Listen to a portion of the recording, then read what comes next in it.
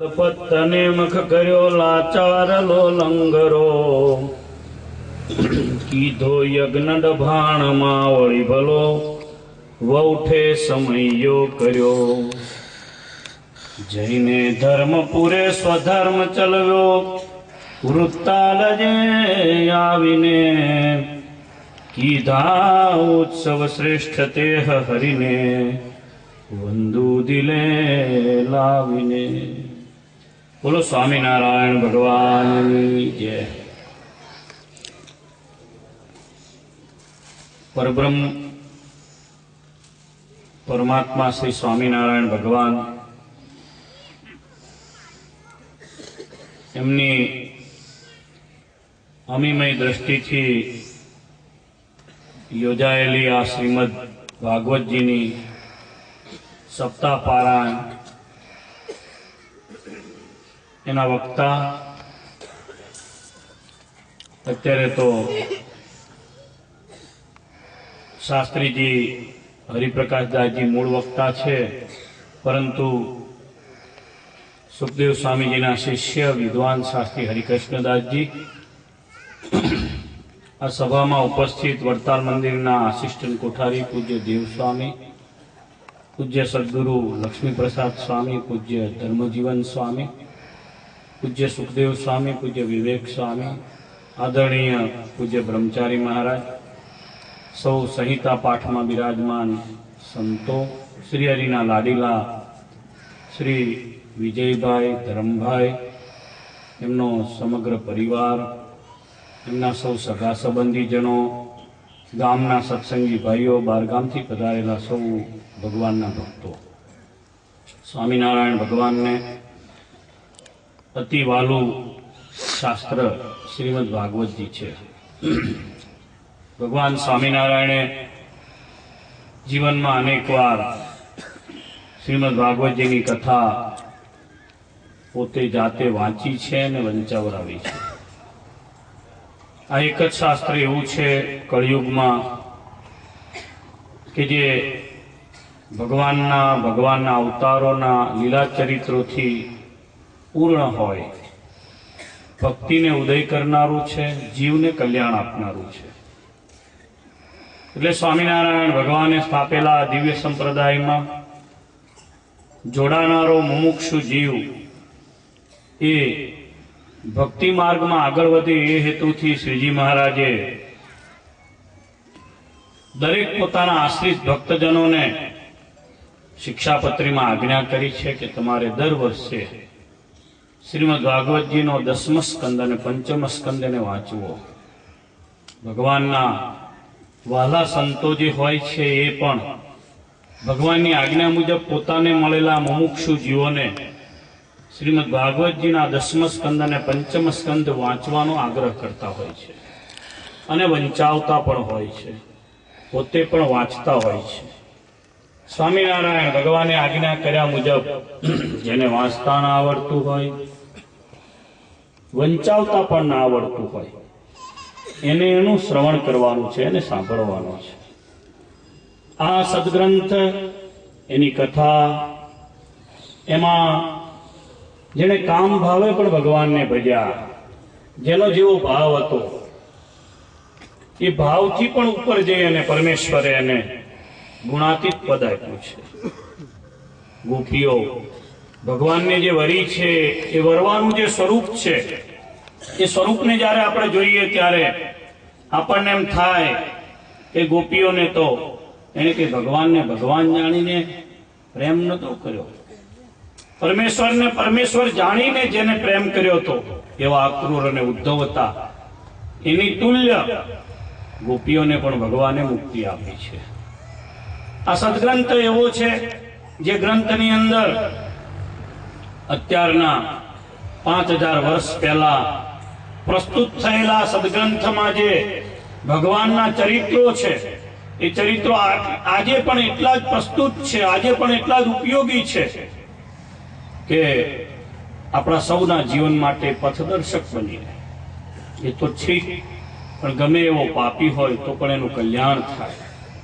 ભગવાનનો ભક્ત હોય, જેણે નાનકડી એવી સેવા કરી હોય, એની તો વાત જ શું કરવાની. પરંતુ જેણે જીવનમાં અનાચાર, દુરાચાર, વ્યભિચાર, દારૂ, માંસ એમાંથી ક્યારેય માણસ ઊંચો જ નથી આવ્યો. જે જીવ આ મનુષ્યનું દુર્લભ શરીર મળ્યા પછી એને પણ જો કોઈ મુક્તિ આપનાર સાધન આ કળિયુગમાં હોય તો એ શ્રીમદ ભાગવતજીનું આ સત્શાસ્ત્ર છે.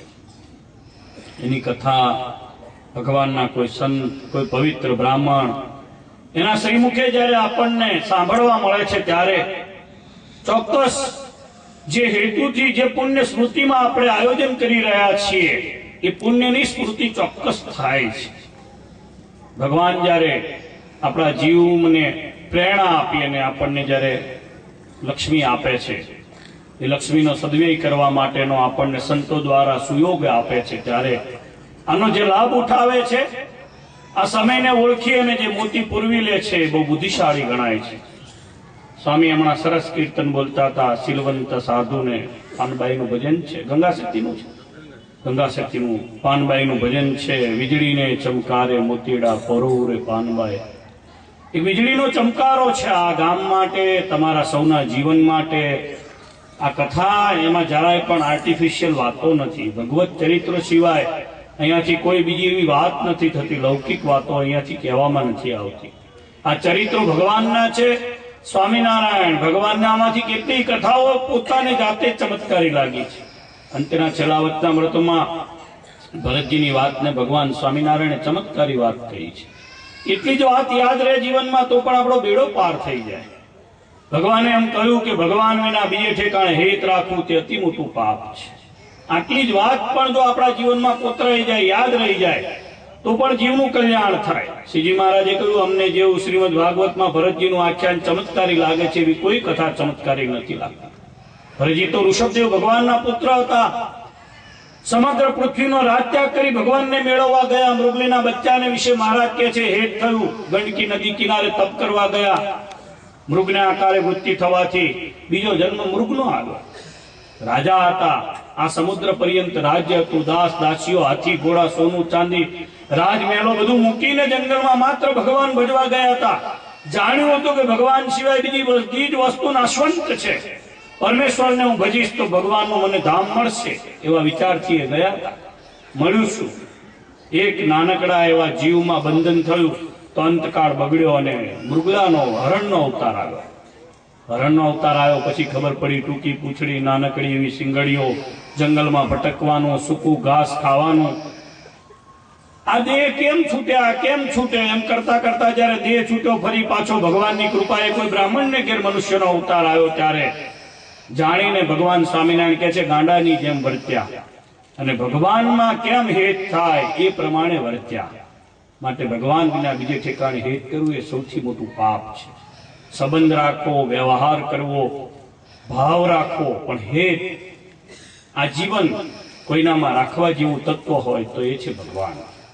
અને એવો ઉપદેશ શ્રીજી મહારાજે શ્રીમદ ભાગવતજીનો આપણને સર્વેને આપ્યો છે. સ્વામિનારાયણ ભગવાનને 8 સત્શાસ્ત્રો અતિ પ્રિય છે. વેદ, વ્યાસસૂત્ર, શ્રીમદ ભગવદ્ ગીતા, શ્રીમદ ભાગવત, વિષ્ણુ સહસ્ત્રનામ સ્તોત્ર, યાજ્ઞવલ્ક્ય ઋષિની સ્મૃતિ, વિદુર નીતિ, આ સત્શાસ્ત્રો શ્રીજી મહારાજને અતિશય પ્રિય છે. સ્વામિનારાયણ ભગવાનનો જે આશ્રિત છે આ સત્શાસ્ત્રોને પોતાના ઘરમાં વસાવે છે, પોતે સાંભળે છે પણ ખરો, પોતે વાંચે છે પણ ખરો. સ્વામિનારાયણ ભગવાનને જે પ્રિય છે એને વસાવીને ભગવાનનો રાજીપો લે છે. આ પરિવારે ધરમભાઈ અને વિજયભાઈએ પોતાના પિતાશ્રી કાંતિભાઈની સ્મૃતિ અર્થે સરસ મજાનું સંતો સુખદેવ સ્વામીની આજ્ઞા મુજબનું સરસ આયોજન કર્યું. ભગવાનના સંતો આપણા જીવનમાં દુર્લભ હોય છે. ભગવાનના સંત જ્યારે આપણને મળે ત્યારે ભગવાન આપે છે. તમે પત્રિકાનું ટાઇટલ જુઓ એમાં ભગવાન છે, પત્રિકાની વાત જુઓ એમાં 20 વખત ભગવાન છે. અહીંયા પણ સંતો જ્યારે આવશે ત્યારે તમને ભગવાનમાં હેત થાય, ભગવાનમાં પ્રેમ થાય, ભગવાનની વાત કરીને જશે. આપણે એમને શું આપવાના? આપણને ભગવાન આપીને જશે, ભગવાનની કથા વાર્તા કરીને જશે. આવા સંતનો જીવનભર આપણે મહિમા રાખીએ. એના ચરણની રજ આપણા માથે આવે ને તો પણ આપણું સદભાગ્ય સમજ.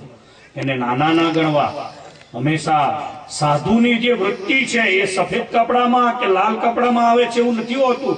જે ભગવાન આપે છે સંત પરંતુ જ્યારે વિશેષપણે કરીને એનું ભગવું વસ્ત્ર ધારણ કરીને જ્યારે આપણી સમક્ષ આવ્યા છે ત્યારે એની ઉંમર નાની છે કે મોટી એ નહીં જોતા, એમનામાં રહીને ભગવાન આપણને આપણા બધા જ કાર્યો કરાવડાવે છે. એવી દિવ્ય ભાવના રાખવાથી આપણા જીવનું કલ્યાણ થાય છે. આ સંપ્રદાયમાં સ્વામિનારાયણ ભગવાને મોક્ષરૂપ ભક્તિ, મોક્ષરૂપ ધર્મ, મોક્ષરૂપ વૈરાગ્ય, મોક્ષરૂપ જ્ઞાન આપણને આપેલું છે. જેનો જેવો ભાવ હોય એવો ભાવ સ્વામિનારાયણ ભગવાન એને એવો અવસર આપીને પૂરો કરાવે છે. પરંતુ જીવ જો સમજે તો તમારા જીવનમાં આજે અવસર આવ્યો છે એ ભાવ પૂરો કરવાનો અવસર છે, ભક્તિને વધારવાનો અવસર છે, સંતોમાં પ્રેમ કરવાનો અવસર છે. તમારે પરીક્ષિત બની અને શ્રીમદ ભાગવતજીને અત્યારે શ્રવણ કરવાનો અવસર છે. પરીક્ષિત તો રાજા છે, મૃત્યુનો ડર સામે જ છે. આપણને પણ ખબર છે મૃત્યુનો ડર સામે જ છે. ખબર નથી આપણને ક્યારે કોનું કઈ જગ્યાએ કેવી રીતે હાલતા ચાલતા બોલતા છે. સામે જ ડર બધાનો ઊભો છે, છતાંય પણ આપણે ડર નથી રાખતા. જ્યારે જેણે આયોજન કર્યું છે, જેની પાસે સમય છે, જેને ખરેખર ભગવત કથા વાર્તા આવીને ઊભી છે, ગંગાજીની જેમ અહીંયા વહી રહી છે, ત્યારે એનો જે લાભ ન લે એ અભાગ્યો ગણવાનો. એને આયોજન કર્યા પછી પણ જેને બીજાએ પણ જાણ્યા પછી પણ ના લાભ લીધો એ પણ અભાગ્ય ગણવાના. ભગવાનને પ્રાર્થના કરું છું કે આ શ્રીમદ ભાગવતજીની કથાના માધ્યમ દ્વારા સ્વામિનારાયણ ભગવાનને સમજવા માટે, સ્વામિનારાયણ ભગવાનના સત્સંગને સમજવા માટે. શ્રીજી મહારાજ તો આ પ્રસાદીનું ગામ છે, અહીંયા થઈને પધાર્યા છે. 2-3 વખત મહારાજ અહીંયા થઈને નીકળેલા છે. આ પ્રસાદીની ભૂમિ છે, ભગવાનની વિચરણ ભૂમિ. જ્યાં જ્યાં હોય ત્યાં ભગવાનની કૃપાનો વરસાદ હોય જ. તમારા વડીલો પણ મહારાજને મળ્યા છે, ભગવાનને ઓળખ્યા છે. એને કારણે તો સત્સંગ આવ્યો. સત્સંગ મળવો એ આ જીવનમાં બહુ દુર્લભમાં દુર્લભ વસ્તુ છે.